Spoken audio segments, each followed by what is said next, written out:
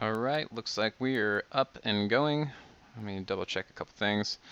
Yeah, looks like we're good. Boy, I feel like I was just doing this. So yeah, we got a bunch of people coming on over. Let's see, get that up there.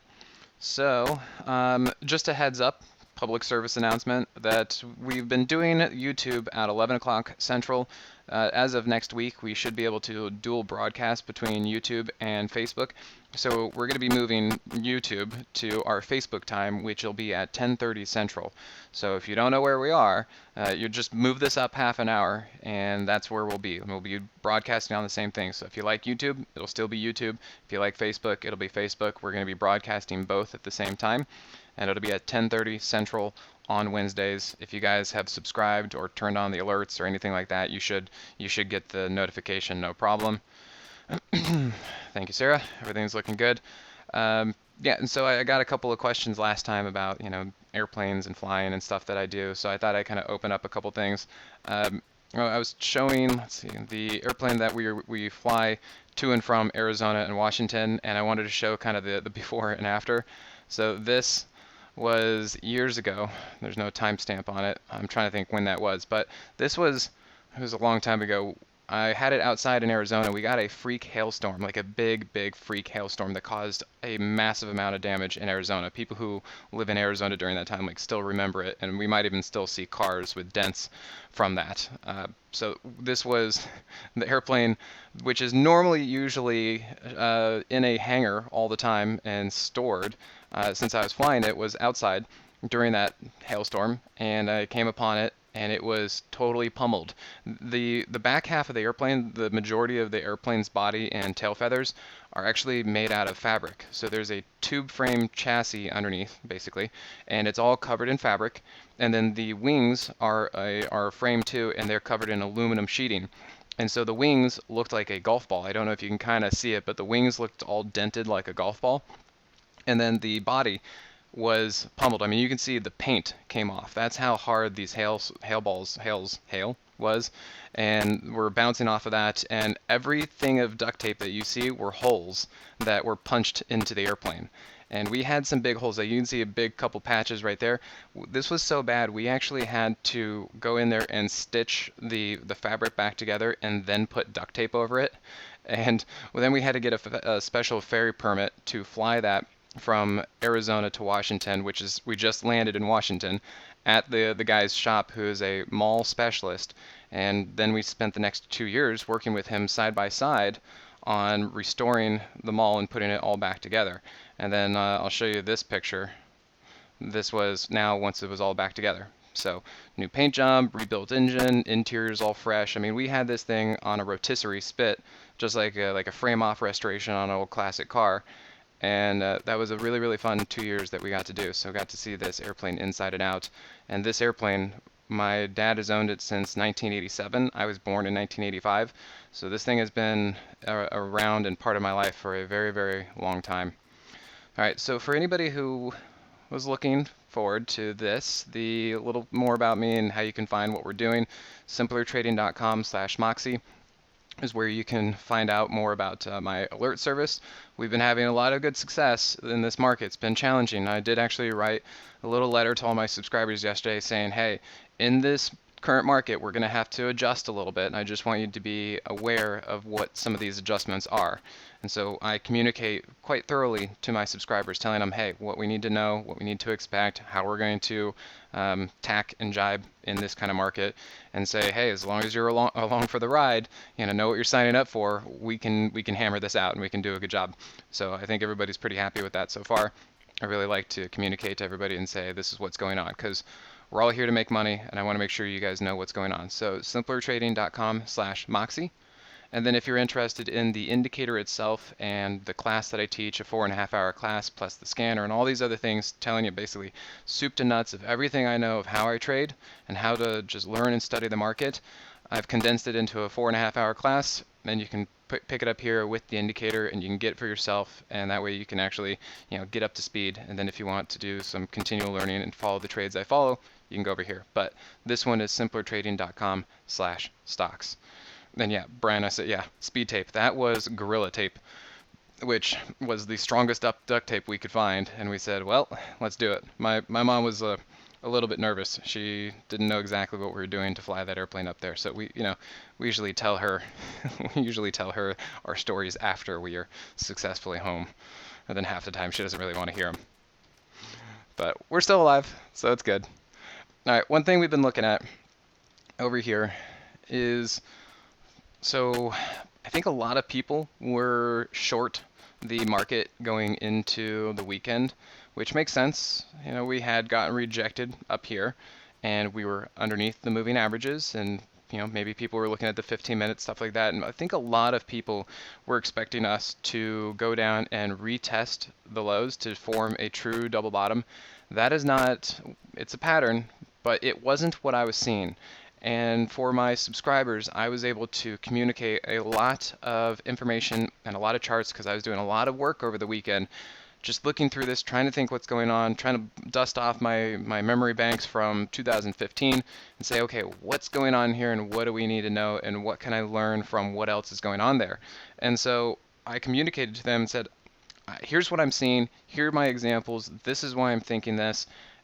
It may or may not work out, but here's why I'm thinking this, and that's how I communicate.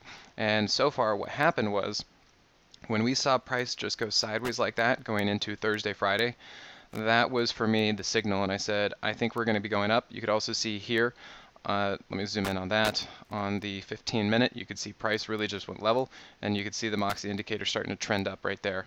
And this was what I call a trampoline move, which is where price is below the 50, but the Moxie indicator is above 0. So we totally nailed that. Fortunately, we put on a few positions going into the weekend, and pop, pop. Now, that being said, this wasn't the greatest of structural setups. Price basically just popped and ran. It's a giant short covering rally. It was catching a whole bunch of people flat-footed and on the wrong side of the trade. And so really they just had to just get out. And this is why the market ran for 2 days, Monday and Tuesday, but then basically gave it up today, or actually by the end of yesterday.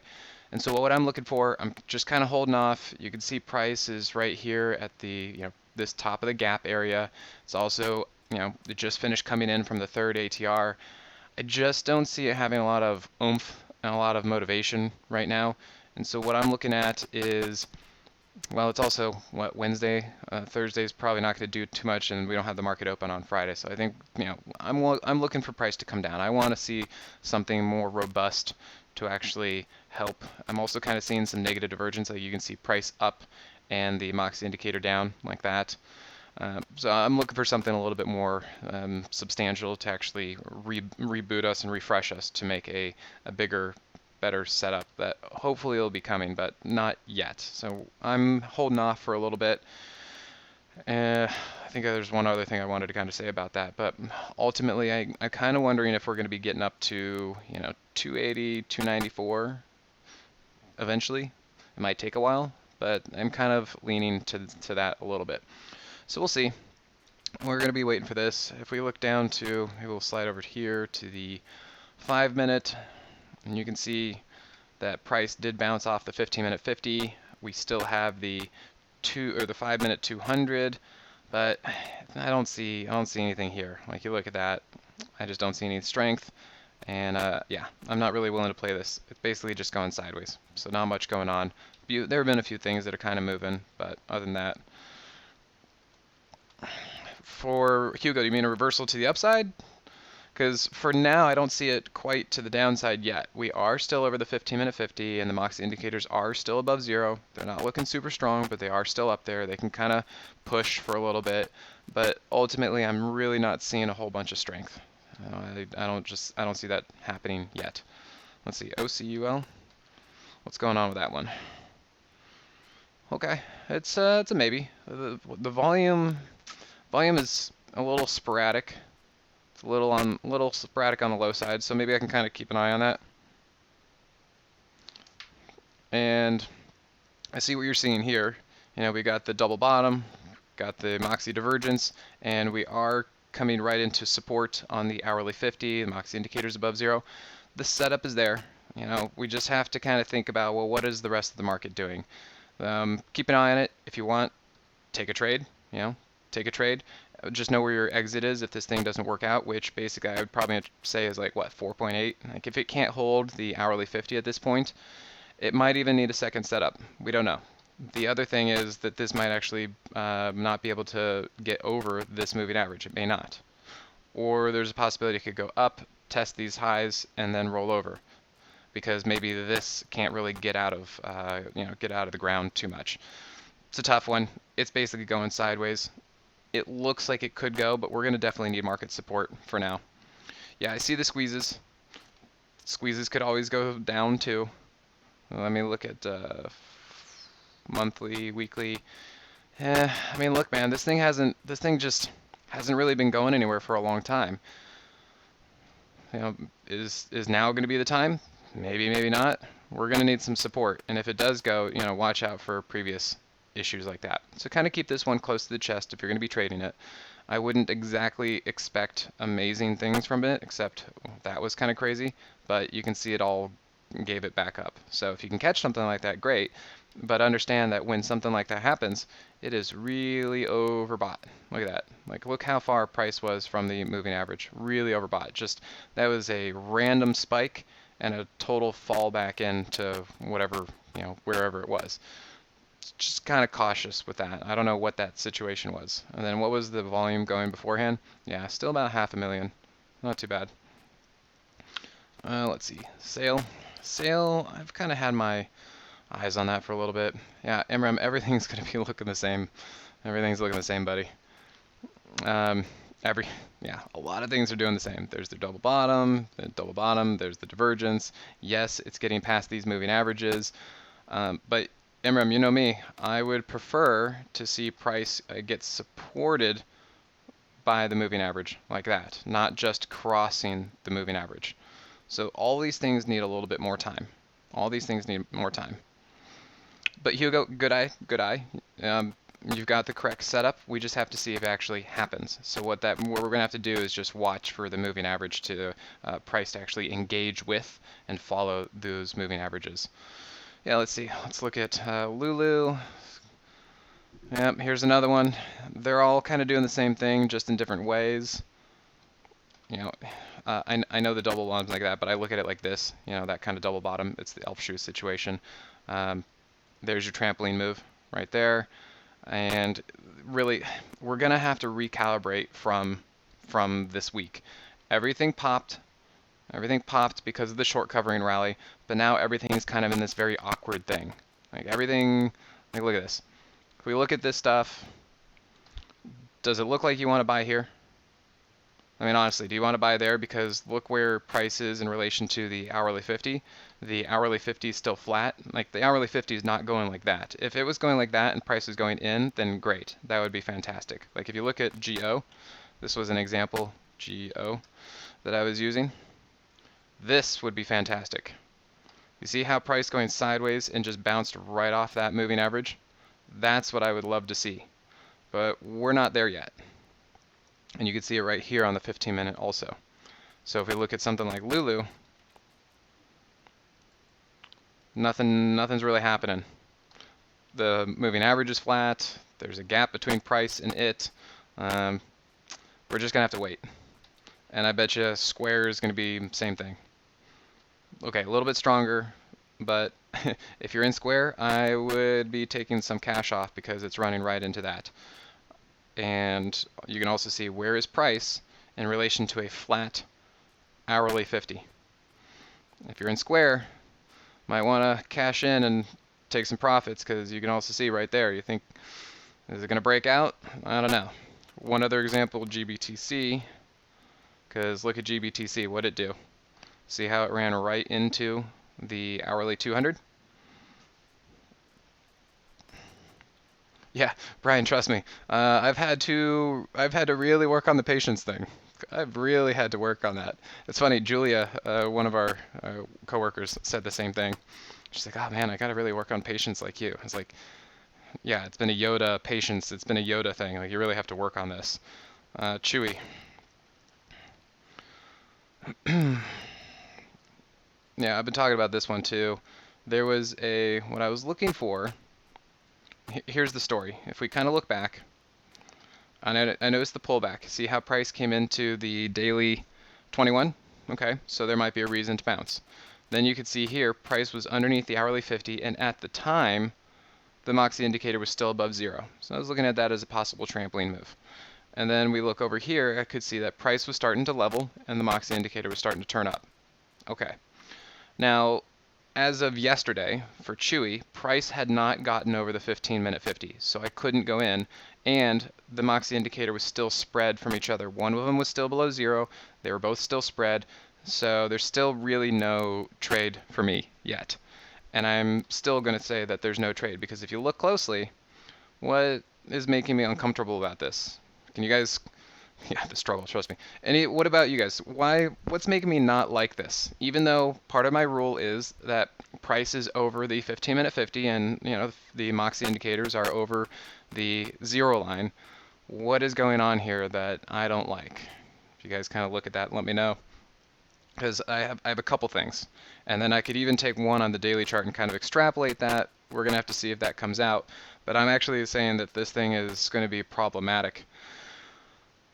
No, not that one yet, because as far as the moat goes, technically the moat is in our favor now on the hourly chart, and technically the moat is in our favor also, and the moat is in our favor here too. So not that yet. What I'd be looking at is, notice that price is running right into the underside of the 15-minute 200. And notice that there's a gap between price and the 15-minute 50, and also notice that price is running right into a kind of downtrending hourly 50. And so I don't like these. They've moved. They've kind of done that first thing I talk about. Like the first move is when price crosses the moving average. The second move, which is what I like, is when price comes back to test the moving average. There's one thing, it's like, okay, I broke out. You know, I got past that moving average. It's no longer a barrier. I'm able to move past it. The second one was when price, you know, comes back, settles back down, and actually starts to engage with that moving average, starts to, you know, truck up it. The other thing you can look at, I think you were saying extended. Yeah, here's how I view extended. Do you see the gap between price and the 8? So extended, yeah, I'm looking at that. And yes, the middle Moxie is under 0. It's a little tough to tell, and this will be easier as more time goes by to tell, but yes, the Moxie is below 0. So this could be a short entry. This could actually be a very, very good short entry.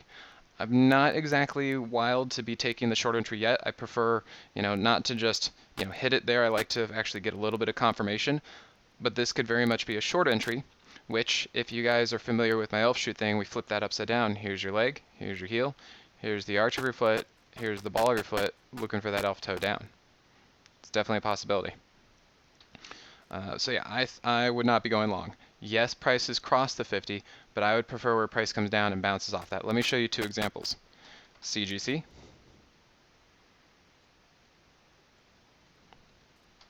So right there, you know, if the market were looking better, that's what I like. And then what you could actually see a little bit closer. So we took this one on Monday.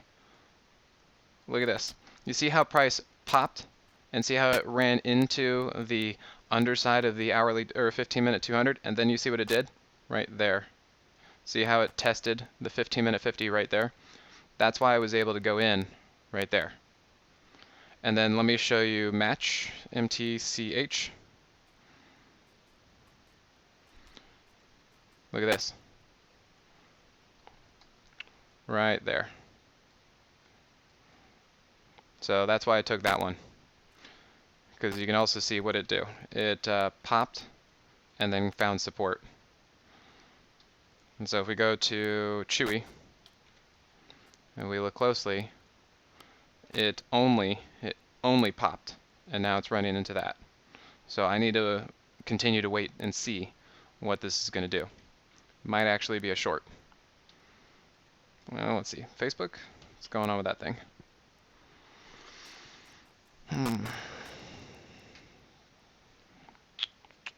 Which part? What are you looking for? I mean, there's the daily. There's the daily elf shoe. I mean, I think I'm looking long, but we need to pull back before we can go long. That's my general consensus. my graph. Showed on let's see. Do you mean this?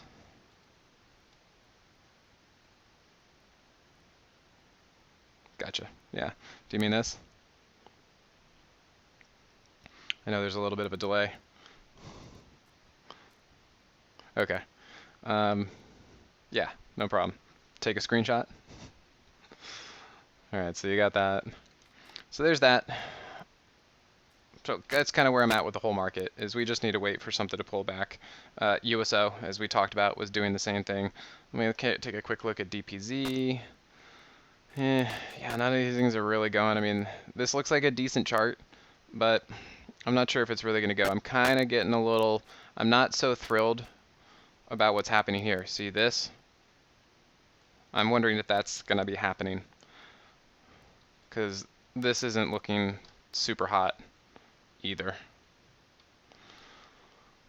Not looking super hot.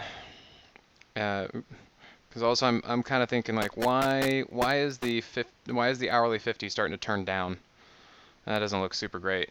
So I don't know. I might just kind of get out of this. Yeah, actually, funny. AAL, somebody asked me that one too. You know, I'm seeing these things. Trying to play these things off the bottom are tough, because sometimes they work, sometimes they don't, and it's hard to tell exactly what happens and why they happen. This is kind of looking funny, and you can see prices running right into the 15-minute 200. I know that there's a double bottom and divergence and a trampoline move, but these things have to actually work in order to go. And I don't think, you know, this is the tough part. So Dennis, this is the tough part.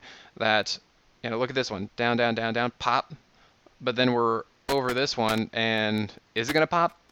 I don't think it's going to. I have a feeling that probably what's going to happen is it might dip down and then up. I'm just speculating on that. It's hard to tell, but I don't think these things are going to, I don't think they're going to go this week, and I'm just not entirely sure how they're going to go. And CCL is kind of the same thing. You know, this one's looking a little bit better, but again, I just don't think anything's really going to be happening this week. You know, it finally is touching the 15-minute 50, but I don't really see where it's just going to go like that. You know, I just don't see like that. If anything, you know, the hourly 50 is still trending down, the 15-minute 200 is still kind of trending down. Yeah, I don't quite see it yet. And the problem is, let me kind of extrapolate a little bit further, that if price were suddenly to just kind of keep going up like that, it's going to do what this did, where there is a gap between price and the 50. So if price kept going up there, it's going to create a gap between price and the 50. And that's not, you know, that's not good. So I'm looking for more substantial setups, and I'm just not seeing them. Love is looking a little bit better. I think they're obviously going to all move as a group. Yeah, it's looking a little bit better, but I still just think that there's going to be something that we're going to be able to see. There's going to be something that's going to stand out to us more clearly, and I don't think it's here yet. So let's kind of keep looking at these as they develop. You guys have definitely got your eyes trained on some things, and we're trying to find these moves that come off the bottom. I'm just not totally convinced of them yet. Hey Teresa, let's see, XENT. Same thing. I'm telling you guys, dime a dozen. All these things are looking the same, and it is. I'm having troubles too trying to figure out which ones are going to really move and which ones aren't. Yes, there's some better development here. You can see that, and you can see there's a double bottom there. And yes, this is all trampoline move. And actually on the 15-minute, you know, trampoline move also right there. So better, but you're running right into that moving average. And we are running into that moving average. So I think that there will be a secondary entry. The only entry so far that you could have caught was that one, but it would have had to be a day trade unless you're gutsy and you just buy because it comes down there and does that double bottom and trampoline move. Let's see what. Yeah, see, even on the 5-minute, look at this, even down the 5-minute and the 2-minute, the only indication was yesterday that price got over the 2-minute 50. If you're quick, the better trade would have just been this morning as price was following the 2-minute and got over the 5-minute 50. But then you got to be aware that you're running right into that moving average, and look at the gap between price and the moving average. And I mean, look at this thing. This is way up there. Yeah, Teresa, good job on that one. So keep kind of, you're going to have to be really quick on these things. We're talking kind of day trade or just 1 or 2 or 3 day trades. That's what's working right now. And again, I just keep saying, I don't think there's going to be much this week. I mean, look at the market. It's just not doing anything. The market's not going to do anything. Even Domino's and Citrix, the things that are still in good uptrends, are not even moving. And so far, I haven't seen anything that's really carrying a trend, just things that have been kind of popping off the low. Yeah, I did hear about pins. That was cool. But again, I mean, I don't know how to catch these. Why did this one move? Why did other ones not? Could we have known? It would be risky. It did come right in there. Great job. Yes. And it was able to pop there. Great. Now I'd be cautious about this one, because just like everything that we saw yesterday, pins is maybe a day late, but you see how it's now outside of the third ATR? And you see how it's just floating up there? I mean, it's just absolutely floating. So if you got this one, I'd say great, and I'd want to take my money, because that thing is in outer space. But on a day like today, there's no clue that that would have happened. So I just have to be okay with that and just be like, so there are things that are happening. I'll miss some. I just got to wait for better opportunities. And W, yeah, I heard about this one. They actually halted the other day because apparently they were moving so much. I think this happened, like people were probably thinking like Pinterest and Wayfair and Etsy were probably all going to just go in the tank because of the whole coronavirus thing, and people quarantined, and they probably thought they were going to be losing a ton of money. Maybe they weren't losing money, and then when the market turned around, I think probably the shorts on these things got just mauled. I think they totally got run over. But once again, I would not be taking this here. I'd be cashing out here. Like, look at this thing. Is that not? That is in outer space and sky high. Totally. But there was a decent right there. Price got over the 15-minute 50. But yeah, I was aware of it. I heard about it here. So, I didn't really want to try and catch the very tail end of that thing, because whenever that thing runs out of short covering, it'll probably roll back over.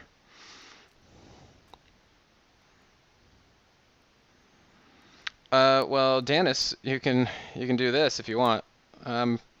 You can either subscribe to what I do, because that way we talk about it all the time, and I teach people throughout. simplertrading.com/Moxie. This is my alert service. But really, if you want to learn about how I do this and how I teach, you go over here to simplertrading.com/stocks. You can pick up the indicator, and you can pick up the class and the scanner and just everything. I teach everything there. I start all the way from the basics, and I work all the way up to everything I know. And that way, people who even are good traders and they want to see something else that's really working, because I just teach what I know. And even though there might be some good basics, it's good for people to, refresh and learn that and kind of see it how I see it, if they like it. And then they can carry on and keep going up to the advanced level to where I am, because I show everything. I show everything through this. So that's really about the best thing that I can say, is that if you guys are interested, again, Niels, if you're new to stocks, this is what we do. This is how we teach. This is how you can learn what we teach, is taking the class. 4.5 hours shows you everything I have. And then if you want more continued education, you can sign up for the alert service, which is where I keep doing this, and I talk to people and I just show over and over and over. And then also, as part of one of this class situation, you can get live trading like this, but like in depth. I have probably 9 or 12 hours of live trading in the markets with everybody asking questions. So it's not just me spitballing at everybody. People are actually asking questions. I'm answering those. They're coming from people who are new. They're coming from people who are somewhat experienced. And so if you've got a question, it's probably going to be answered in something like that. But that's basically just how I can do this. So, all right, everybody. Well, that's going to be my time. So take care, and we'll catch you next week. Remember, we're going to be combining the two. So we're going to be putting the YouTube and Facebook at the same time at 10:30 on Wednesday Central. So thanks everybody. Catch you later.